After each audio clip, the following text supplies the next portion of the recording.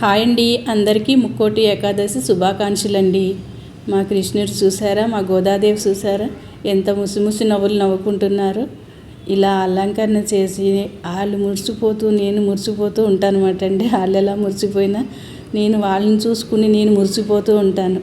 ఎంత అందంగా ఉన్నావు తల్లి అని చెప్పి దిష్టి తీస్తూ ఉంటాను.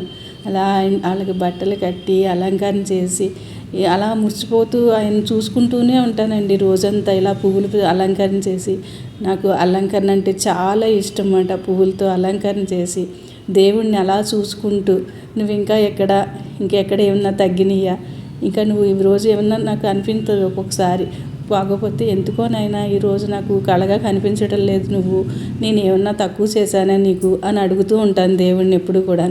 చూసారా ఎంత బాగా ఉన్నారో మా గోదాదేవి.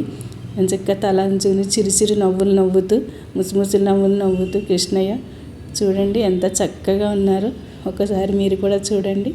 అదిగో చూడండి చక్కగా నవ్వుకుంటున్నారు. పిచ్చిది ఇలా